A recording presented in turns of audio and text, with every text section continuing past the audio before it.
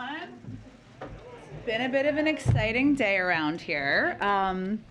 Before I get to the briefing, I just want to start by, I'm going to cry. Okay. Whew. I want to talk about my friend Corrine. You've got to come up here. I just want to take the opportunity to celebrate and congratulate my friend, my colleague, my partner in truth, Corrine Jean-Pierre, the next White House press secretary. Now, many people in this room have known her for some time, but for anyone who does not know her, I want to provide a little bit of a primer for you, so settle in. First, as you all know, she will be the first Black woman, the first out LGBTQ plus person to serve in this role, which is amazing because representation matters, and she is going to she will give a voice to so many and allow and show so many what is truly possible when you work hard and dream big, and that matters, and we should celebrate that. But I also want to make clear what all of her qualifications are, what a remarkable person is. She got her start in New York City politics. She comes to this job with decades of experience, even though she looks very young. We're both in our 20s. That's right. Having served in communications and political roles on many campaigns in the Obama-Biden administration and for both of former President Obama's campaigns. She's a longtime advisor to President Biden and Dr. Biden. They are partners, having served in senior roles for him and for both of them back to when he was vice president. And she's worked for a number of advocacy organizations fighting for issues and justice for so many Americans. And I just want to say, I will have a lot to say about how grateful I am for for the trust the president and the first lady and the whole team have given me and entrusted me in the last 15 months. But this day is about Corrine, and I want to celebrate her. And on a personal note, I want to say that one of the first conversations we had when we both found out we were getting these jobs was about how we wanted to build a drama-free, on your best days, workplace where everybody worked hard, where we, on our best days, were rebuilding trust with the public. And I am just so grateful to have had Corrine by my side for this over the last 15 months, and I just can't wait to see her shine at the podium. So congratulations, and I can't wait to see you bring your own style and brilliance to this job. Love you, Jen. Love you. Love you. I promise not to cry again, so that's it. We already cried. We already cried. Okay. With that note, this is going to feel like an abrupt turn, but I'm going to give you an update on a Russian oligarch's yacht that was seized that you may have seen. It's not meant to be funny, but I did want to note and make sure everybody saw it. Today, the Department of Justice announced that the Fijian law enforcement executed a seizure warrant freezing the motor yacht Amadea, a 348-foot luxury vessel owned by sanctioned Russian oligarch Suleiman Kerimov. The yacht is worth approximately $300 million or more. This was done with support and assistance from the FBI, and Fiji acted at the request of the Department of Justice. Following issuance of a seizure warrant from the U.S. District Court for the District of Columbia, Fijian authorities executed the request, obtaining a domestic seizure warrant from a Fijian court. As you know, the president has made clear we will go after Russian oligarchs and their ill-gotten gains, using every authority we have to hold them accountable. Oh, and here is the yacht. Look at that. I went to really go out with a bang, so we got a yacht, just to make the point about oligarchs. Also, just wanted to note, as you know, the president nominated Steve Dettelbach to lead ATF and our nation's fight against gun crime just a few weeks ago. And just today, he was endorsed by a group of over 140 former high-ranking federal prosecutors and DOJ officials, including more than 30 Republican appointees, 2 former AGs, and 6 former deputy attorney generals. Last note for you, as you know, the president is going to be traveling to Cincinnati tomorrow, where he'll meet with manufacturing leaders, see new additive manufacturing technologies at work, and discuss his plan to make more in America by passing the Bipartisan Innovation Act. Since he took office, we've created 473,000 new manufacturing jobs, which is more manufacturing jobs on average per month than any other president in the last half a century. and we're building on that progress through the infrastructure law, of course, and with the Bipartisan Innovation Act, we can help lower prices by strengthening our supply chains and domestic manufacturing. With that, I promise we will not make it a marathon today. I know it's 5:20, so why don't you kick it off and we'll get around to as many people as possible. Excellent. Congratulations to both of you. Thank you. First, will the President and or White House officials participate in any way in the May 14th abortion day of protests? I don't have any schedule plans to preview for you at this point in time. We are certainly aware of the protest, but our focus right now is on overseeing and running a policy process to do everything we can to protect women's right to make choices about her own health care. And secondly, Senator Minority Leader McConnell today again made clear that he wants to see a clean Ukraine bill. Considering that, what are other options is the White House looking at to secure money for therapeutics, other COVID-related needs, as it seems that Congress is unlikely to approve any more money soon? Well, as we look at recent data, and we've seen obviously the growth of some subvariants, BA4, BA5, what it makes clear is that we are in dire need of being able to plan ahead and take steps to ensure that we are able to be ahead of the rest of the world in ordering the supply we need, especially if there are better vaccines, if there are better boosters, et cetera. So we are going to continue to advocate, continue to sound the alarm on what the impact will be if we don't get funding. In terms of the exact vehicle, which is I think kind of what you're asking, I don't have any update on that for you. We are continuing to have conversations with Congress. Obviously, the President sent up both together because he feels it's essential. If we don't get this funding, we will have fewer vaccines, treatments, and tests. We'll watch others around the world have the best life-saving tools. Americans will literally die. Businesses will be hurt. There is not a plan B here. We need Congress to pass this funding so we have this funding to continue to prepare and continue to fight the pandemic. Go ahead. First of all, congratulations to both of you. This is not your last one, though. No, don't worry. I'm still here through next week. There have been concerns, and there's stepped up monitoring among law enforcement across the country for potential violence around this draft majority opinion and the ultimate decision by the Supreme Court. The justices have had to see their security stepped up in the last few days. Just curious what the President would make of that, if he's aware that that's had to happen, what the message might be to those who are upset by this and are contemplating the unthinkable. Well, first I would say the President, for all those women, men, others who feel outraged, who feel scared, who feel concerned, he hears them, he shares that concern and that horror of what he saw in that draft opinion. It's not a final opinion. What it has prompted is a redoubled effort across the administration and with Congress to take every step we can to protect women's health care. His message directly would be to anybody out there who is feeling that frustration, is participating in peaceful protest, is ensure it's peaceful. Have your voice heard peacefully. We should not be resorting to violence in any way, shape, or form. That's certainly what he would be conveying. And the other day you hinted there might be plans for the U.S. to join Ukraine or other European allies in some kind of May 9th commemoration as Russia holds its holiday. Any update on that? I don't have any update. I will note that what our plans are that are in the works. We are working to finalize a G7 call that will likely happen in the coming days.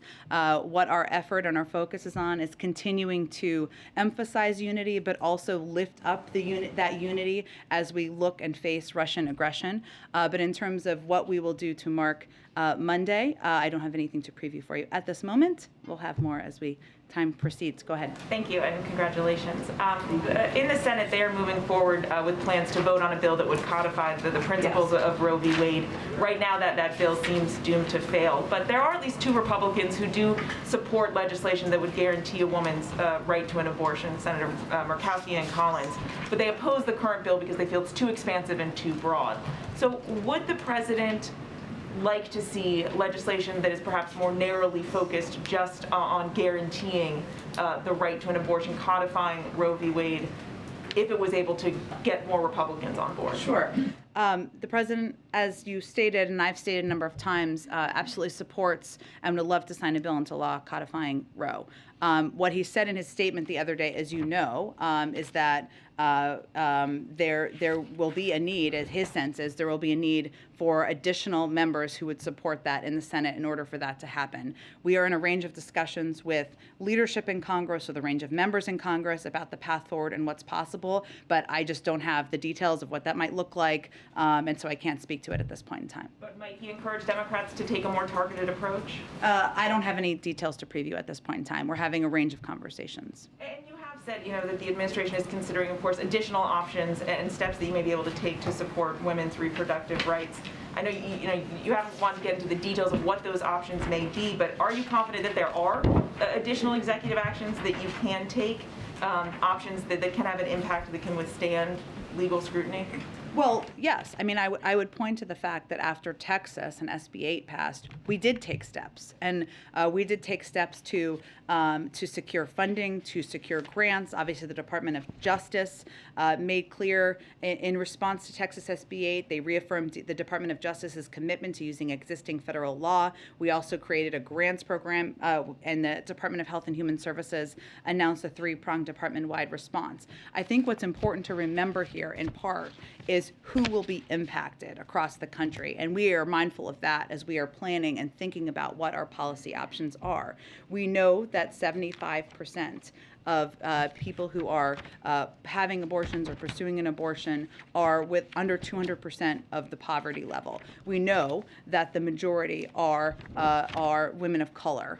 And we know that there are 13 states that have trigger laws, and a total of 26 states, including those 13, that have indicated plans to put in place more restrictive restrict abortion more. And so this is not. There are states who've also affirmed that they would take steps to protect. So we are mindful of all of this, what the impact could be if this draft opinion or a version of this draft opinion becomes the final, and we are thinking about that. The Gender Policy Council, the Department of Health and Human Services, the Department of Justice, and all of us working with Congress as well to see what actions we can take. Obviously, codifying Roe is a way to protect. Go ahead. Thanks, Jen. President Biden just met with labor organizers from Amazon and Starbucks and others. Could you just talk a little bit about what was discussed, and if he offered any specific commitments to perhaps support the Amazon labor union or the different unionization drives that are underway?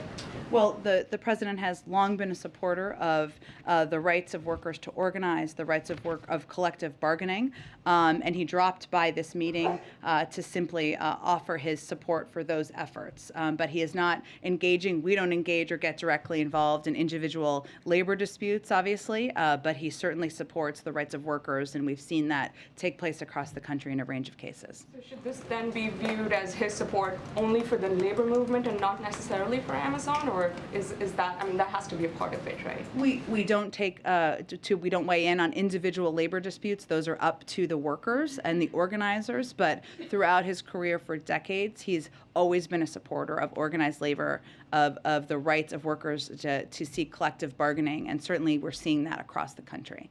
And one quick question on Senate Judiciary. Earlier today, Yeah.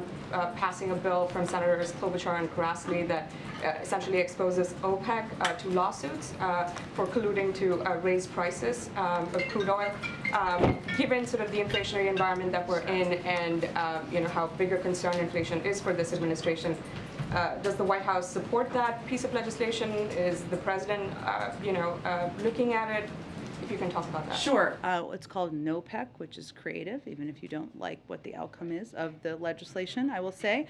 The president has been clear that strong competition policy is essential to ensuring fair markets and lower prices, as is evidenced by the actions we have taken, like the president's executive order to support the promotion of competition and innovation by firms large and small.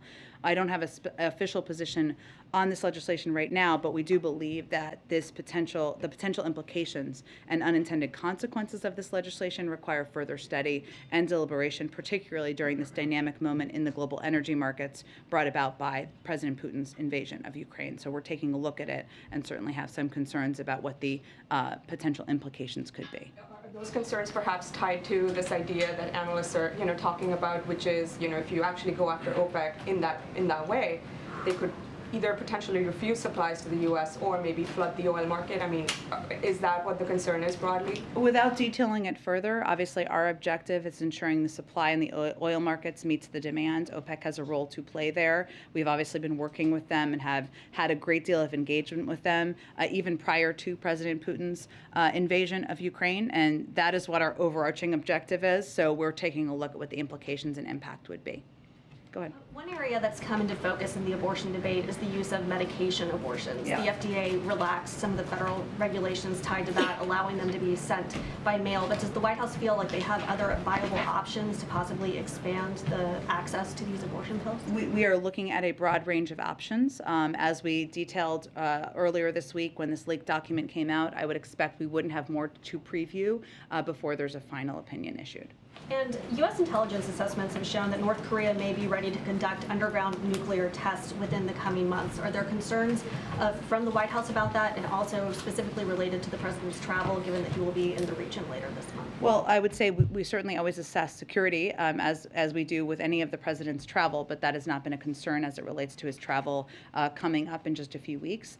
There's no question that North Korea is going to be on the agenda when he visits South Korea and Japan. I can give you a little bit more of the I know that some asked this yesterday, so I got a little bit more on the trip, so let me venture to do that as well. While he's there in the South Korea and Japan, the president will hold bilateral meetings with his counterparts, newly elected president of the Republic of Korea and Prime Minister Kishida of Japan.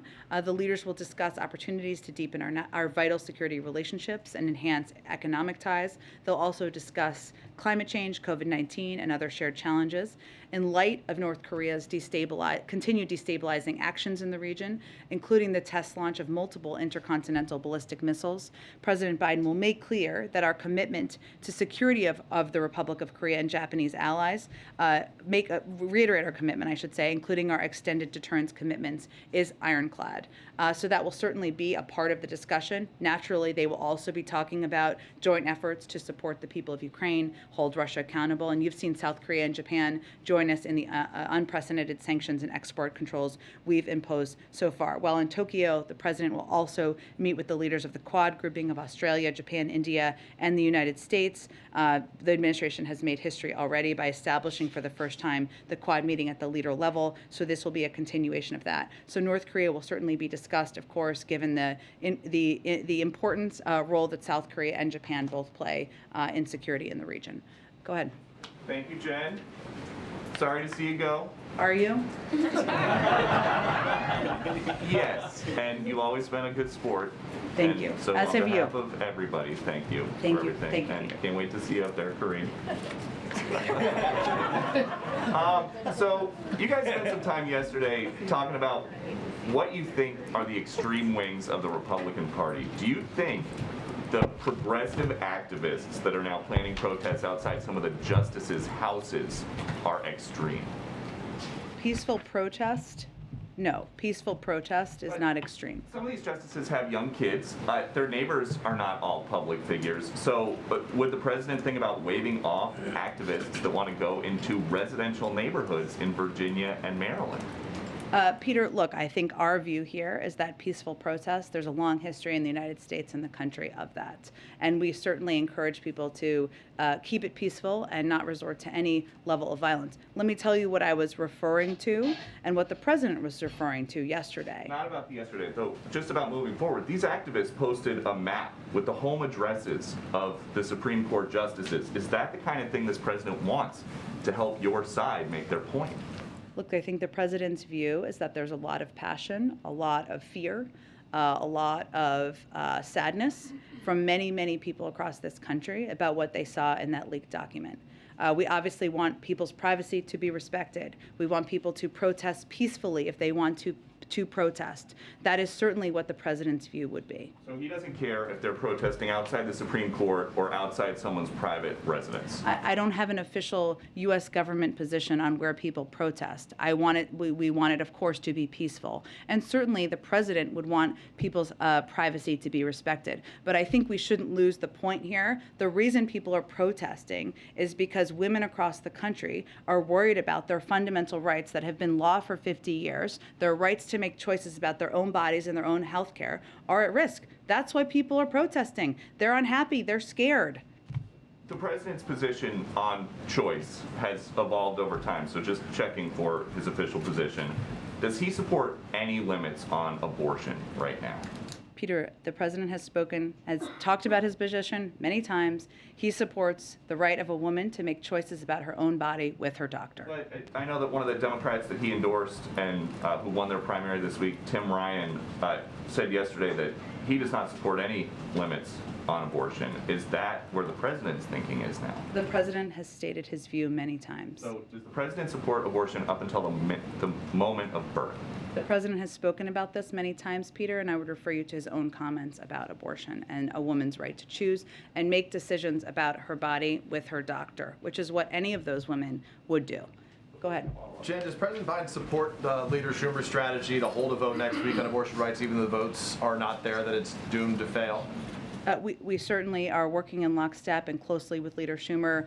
Obviously, we have stated, and the president's statement the other day made clear that he did not feel we had the votes at this point in time, but certainly providing a moment for people to voice their view and voice their strong opposition to overturning Roe v. Wade is something we support Leader Schumer doing. I guess the fact that there are only so many moments, obviously, that exist right now and only so much political capital in this moment. So, I mean, doesn't it highlight divisions within the party? A not too dissimilar vote back in February had only 46 votes. Are there any concerns about that? Is this the best use of time for this administration, given all the urgent needs on COVID funding, the Ukraine funding that you're looking for and beyond? Well, certainly we think that Congress should move forward on all of those objectives, but having a vote and allowing people to voice their view and voice their support for the protection of a woman's fundamental rights is something we also support. Let me ask you, yesterday you were asked, I know that you guys have been the White House has been heavily focused on the substance, obviously, as it relates, and that's the biggest impact on Americans broadly, but that you were asked about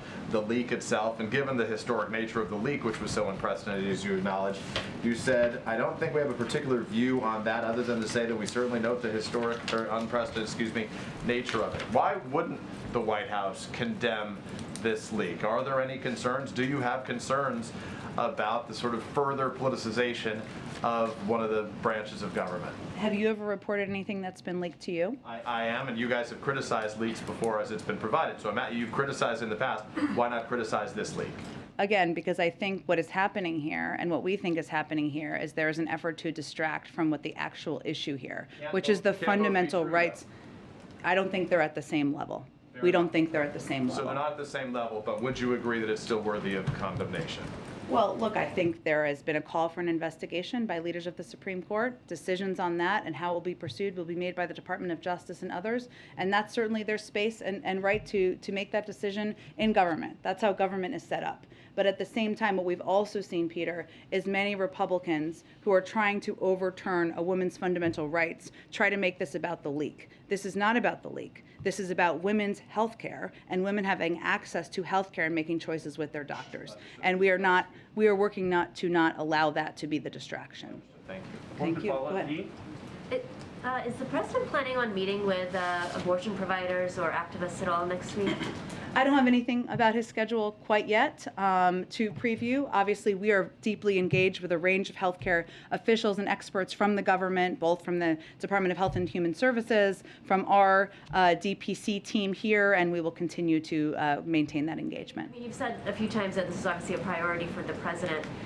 Just a sense of what he is doing specifically on this issue, would be good for us to know, given how much of a priority you said this is for him. Well, I think it's important for everybody to know, including the American people, of course, that the president, of course, oversees the whole of the government. He has launched a whole of government effort to look at options and pursue options from every department, whether it's the Department of Justice and what they do, the counsel's office, the Department of Health and Human Services, the Domestic Policy Council, to take put together a range of steps we can take to protect women's fundamental rights. And that is what his focus is on, and reviewing those and considering those. And obviously he's spoken to this over the last several days multiple times, and I think he will continue to. Go ahead. The Prime Minister of Italy is coming to Washington on Tuesday. Italy, like Germany, has done a U-turn on its Russia policy. How much has the U.S. taken note of this? And does it elevate Italy in the eyes of the U.S. in terms of being a key interlocutor in Europe?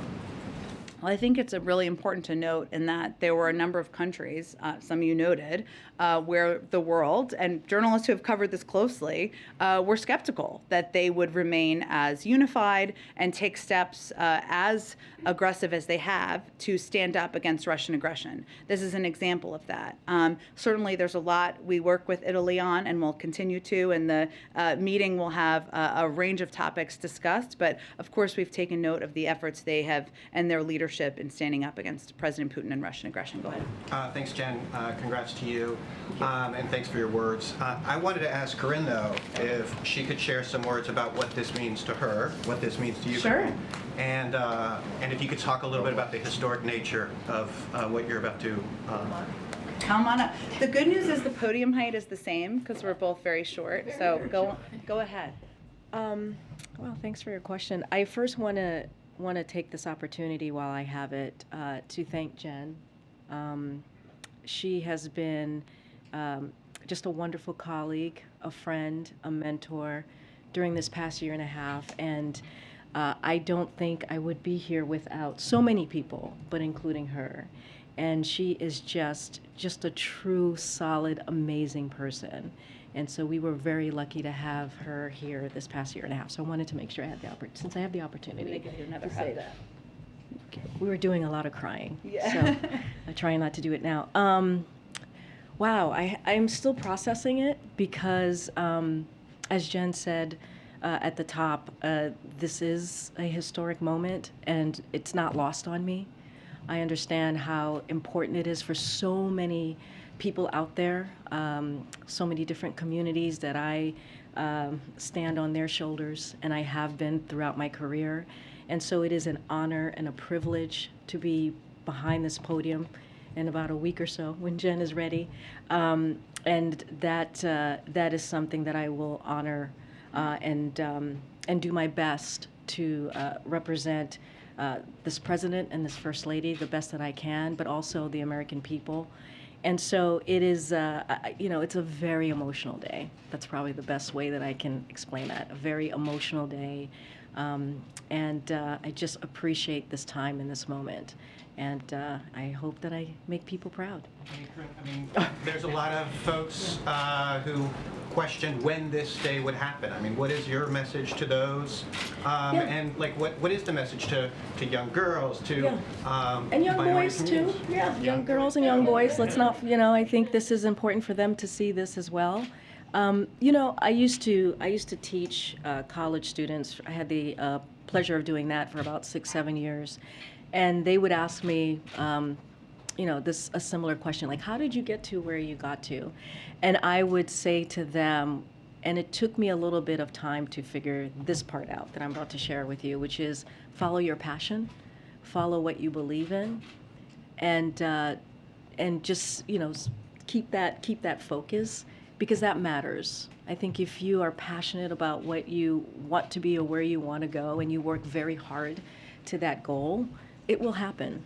And yes, you'll be knocked down and you'll have some tough times, and it won't be easy all the time, but the rewards are pretty amazing, especially if you stay true to yourself.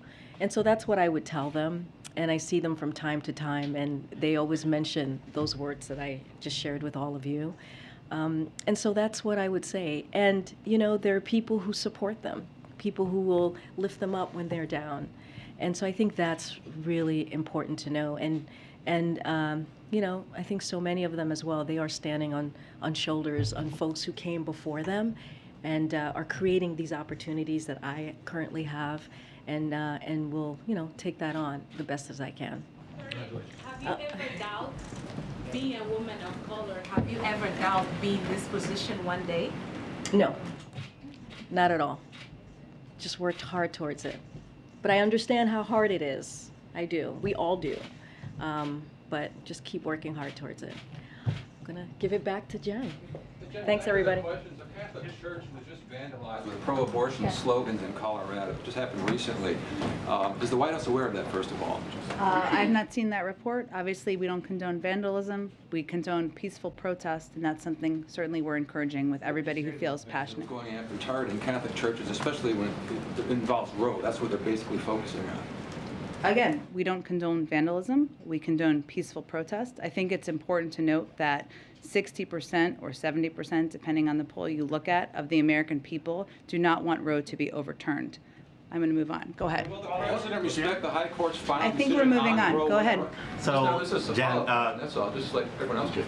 a coalition of racial justice advocates sent a letter to the White House asking Biden to issue an executive order about reparations. Has Biden seen the letter? Has he read the letter? Is there a response to the letter?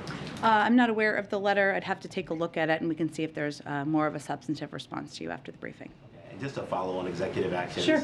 is, you know, as things get sort of harder to pass through Congress, is there a sense of whether or not the White House is looking more at executive actions as a means of getting things that are not able to get through Congress? Well, you know that there are a range of executive actions we're concurrently looking at, right? We're looking at one on police reform. The president's certainly looking at steps he can take on student debt. And there are others we're looking at as well. But at the same time, we're also looking to get the Bipartisan Innovation Act through. We're looking to see what can be done on a range of issues where we feel there is bipartisan support. And we're continuing to engage closely with Democrats in Congress about a reconciliation package to lower costs for the American people. So we're doing both, and we're pursuing both paths. Go ahead. On the police reform executive order, we reported in January that there was a draft of that executive order that was shared with stakeholders. It seemed like it was getting near to being issued. It's now May. Can you just explain what the delay is and what exact work is being done? Sure. I would say it was some good reporting on your part, and it was an early part of the process, and it takes months to get executive orders through the full legal and policy process, but it is still something the president has every intention of doing. We just haven't finalized it yet. So can you specify what work is still being done on that executive order, what needs to happen at this point? Policy and legal review process. It doesn't have anything to do with not wanting to issue it before the midterms? No. And you were asked earlier this week, I think it was Monday, that on the president's phone call with Lopez Obrador. Oh, yeah. You were asked about whether or not he asked for an increase in troops on the Mexican southern border. And you said there's going to be ongoing conversations. I just wanted to follow up on that. Did the president ask anyone in the Mexican government or in that conversation for an increase of troops on the southern border? No. He has not. He did not, and did not on that call. Go ahead. So yesterday, going back to executive orders, yesterday the president met with a group of Democratic senators to discuss immigration, and Senator Menendez said today that one of the things they discussed was looking into executive actions that the president can take to provide relief to some immigrant families. I guess, what are those actions? Can you give us a little bit more details on what that meeting was like? What actions are there, is the White House looking into, and kind of, is there a timeline for that? I don't have a timeline to preview for you. I would say that the president met with Senator Menendez and a group of senators, members of the CHC yesterday, as a continuing part of his engagement with different caucus groups from Congress. And there's a range of topics that's often discussed in these meetings. Of course, immigration, but they discuss a range of issues typically. And it's an opportunity for the president to hear, to listen, to understand what there's an opportunity to move forward, what there is not an opportunity to move forward. And we've said before, and he reiterated during this meeting, that we are certainly open to and looking at what executive actions could be taken on immigration and on that front, even though obviously passing a law through Congress would ensure that it was permanent. And going to that, there is a group of bipartisan lawmakers that met today to discuss immigration reform. Has the president been in contact with them at all? Has he discussed kind of, what would he like to see in a bipartisan immigration legislation? I know he introduced his own kind of outline of what he would like to see in immigration legislation, but has he talked to any of these senators? Well, he met with the CHC yesterday, and he met with the House CHC members just in the last couple of weeks, and certainly he's discussed with those pivotal members numbers recently what he would like to see and his interest in moving an immigration bill forward. I would say the bill he put forward on his first day in office, he very much thinks could be a bipartisan bill. It includes smarter security, something everybody should support. It includes efforts to fix our asylum processing system, to protect DACA recipients. Those are all steps and components that have had bipartisan support in the past, so he continues to see that as a model. Has he reached out to any Republican senators, Senator Tillis, Senator Cornyn, on this topic? I don't have any individual calls or engagements to read out. I would just tell you that the fact that he put forward this bill his first day in office shows you how important he thinks this issue is, and he is open to working with anyone who wants to play a constructive role in fixing the broken immigration system. Go ahead, Karen. Thanks, Jen. Our ABC poll with the Washington Post this week found that in the states where abortion restrictions have been passed in recent years, only 30% of residents in those states were actually aware of the restrictions. Yeah. What role does the White House have in raising awareness of those specific state restrictions? And what will you do about that in the coming months? You know, Karen, I'm not sure that's the White House role, right? We obviously are in this moment now where the world, the country, is tuning into the fact that women's health care and women's basic rights, fundamental rights that have been the law for 50 years, could be at risk. And that will likely alert many Americans to that, as well as state laws in their own states, because there's more reporting and there's more talking about it. And certainly that's something we fit into and we engage with. But it will also be leaders and elected officials in these states that will continue to educate their public about this as well. And just on a different topic, the country's closing in on a grim milestone of 1 million deaths from COVID. We saw the White House mark the 500,000 deaths in February. How will the president mark that milestone? Will he at the White House? He certainly will. We look at the CDC as well as Johns Hopkins data. I know different media organizations track it differently, so just so you know how we track it from here. And once we hit this milestone, the president will certainly mark this incredibly somber moment. This moment will call on all of us to remember the tragedy of this number and the importance for all of us to act. That's what the president has done, standing up a historic vaccination program, investing in life-saving treatments and tools for the American people. And Americans have acted too by getting vaccinated and boosted. But we have more to do, and we can also honor those who have lost. I don't have anything to preview at this point in time, but he certainly will be marking it here. Go ahead. Thank you so much. Sweden has said that they have gotten security guarantees from the United States in case they decide to apply to join NATO. Can you maybe offer a comment and tell us whether those guarantees would apply to other countries willing to join NATO?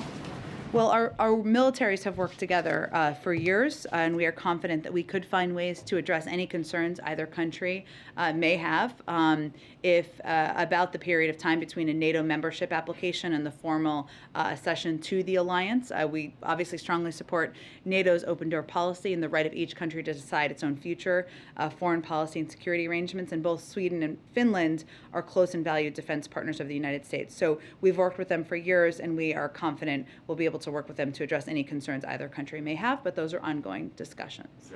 Hi, Jen.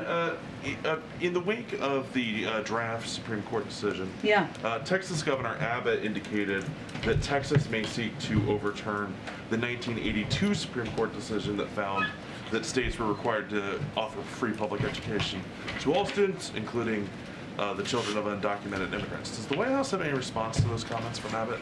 Well, that's ultra MAGA right there, the president talked about yesterday. We're talking about, just to restate that, denying public education to kids, including immigrants to this country. I mean, that is not a mainstream point of view. What I will tell you, as the president has looked at and reviewed, since you referenced the draft opinion, and he's talked about this a little bit, but just to build this out a little bit more for you.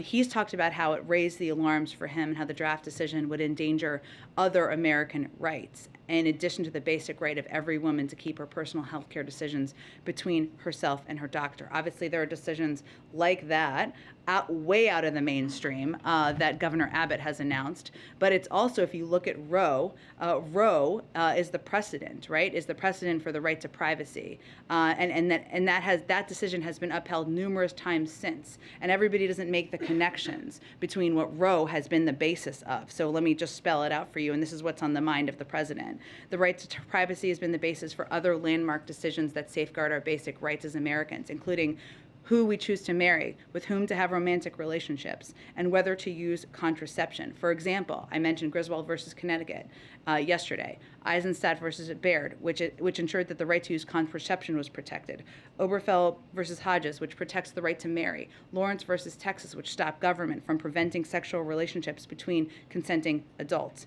The basis for the draft decision would cut against decades of precedent and throw millions of lives into turmoil. And when he talks about this, and when he talks about privacy, and when he goes back and talks about the fight against Bork, he's talking about this as a precedent for a lot of these decisions that have enormous impacts on people's lives. Go ahead.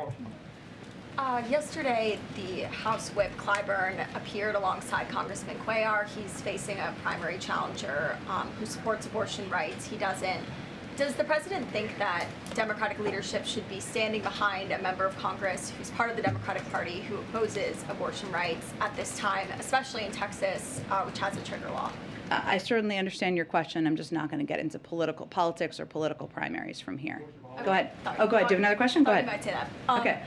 On the Hatch confirmation Act. process. It is the law. It is the rule. I don't make the rule.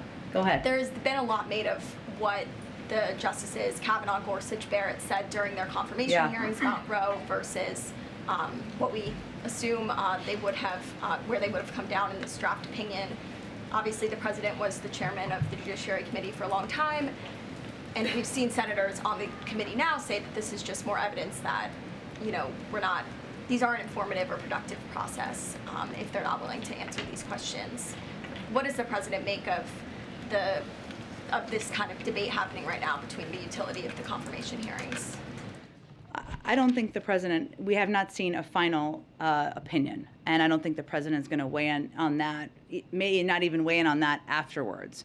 But obviously, they will all be judged by what their comments were. Now, at the same time, the president, no one is questioning, including certainly not the president, as you noted, former chairman of the Senate Judiciary Committee, checks and balances or the legitimacy of the court. We are certainly not from here. As a former chair of the Judiciary Committee who has been steeped in these issues for decades, he disagrees with the reasoning behind this draft opinion profoundly because it would throw the health care for millions of families into turmoil and would also threaten protections, as I noted, and that goes back to the precedent for a number of important cases that have determined who people have the right to marry, the privacy over contraception. Remember, it used to be that you wouldn't have the privacy of deciding to get contraception with your husband. Imagine how crazy that is. That's what we're talking about right now, these type of rights that the American people have. And he may strongly agree with the outcome or the final opinion of that, but he of course believes in the legitimacy of all three branches of government. Go ahead. Jen, thank you. Yesterday, first of all, congratulations to both you and Karine. I appreciate I'm getting congratulations. I guess it's so that I can sleep and read books, and I'm taking all of the recommendations. Huge congratulations, really, to Karine. Yes, thank you, though. Yes. I have two questions. The first is, yesterday you were talking from the podium, the Fed chair during his press conference as well, about the strength of the economy, the possibility for a soft landing. Today it's a little bit of a different story. The stock market is down more than 1,000 points. A CNBC survey shows 80% of small business owners see a recession in the next 12 months. So I'm wondering if the White House took note of the market rout today and what, if anything, it signals about the health of the underlying economy. Well, we don't judge the economy by the daily movement of the stock market. And that is true, has been true of most presidents and most White Houses in the past. We look at Main Street and not just Wall Street. I would note, just for fact's sake, that since President Biden took office, the stock market is up approximately 9%. I still think that's true as it closed. You can check me on that. But our focus, and the focus of many economists who look at this question of whether we're headed toward a recession, is on fundamental economic data, including the number of jobs that have been created, the growth of the GDP. Obviously, we have the unemployment rate at 3.6%, the biggest single year drop in U.S. history. Household balance sheets are strong, and businesses are investing in the United States. And we even saw the high level of investment, even with the GDP numbers that we saw earlier this week, last week. We still saw high levels of business investment. So that's all the data we look at. That's the data most economists look at. We certainly understand that in terms of consumer confidence, and I don't know what this small business data looked at, it may be that people see costs, they see the stock market. We understand that when you're measuring people's emotions or people's reaction, that's what that captures. But we're still looking at the basic fundamentals, as are many economists on the outside, including Jason Furman and others. Go ahead. One more question, which is just about the Operation Klepto Capture. You talked about the yacht that was seized. Yeah. On top of this. What does the U.S. do with all the assets that it's getting? I mean, where do these yachts go? What are you using all of the money for that you're obtaining from these oligarchs? Well, there is actually legislation that we've proposed and that we're working with Congress on where some of this could go. But I can check on that for you. And where the yacht is parked right now, I'm now very interested in that question as well. Go ahead. Thank you, Jen. Just a quickie for you. Can we tell us your plans now that you have a successor? I have nothing to announce on my plans, other than, as I said earlier, to sleep, to read books. If there's anything I should stream on Netflix or wherever, Hulu, other places, I'm happy to do that. I take recommendations. I'm today obviously just celebrating Karine, and I will have a lot to say about my team, the president, Dr. Biden, all of you. I'm just kidding. It will be nice things about all of you next week, but nothing to say or announce about what's next. Go ahead. Okay, last one. Go ahead. Sir, I think I've taken 2 questions from you, so I'm going to take a question over here. Go ahead. Let me just first also say congratulations to you and also to Corinne. So excited to have you as a new person in this position. Just 2 quick questions. My colleague before talked about what Texas is doing. Yeah.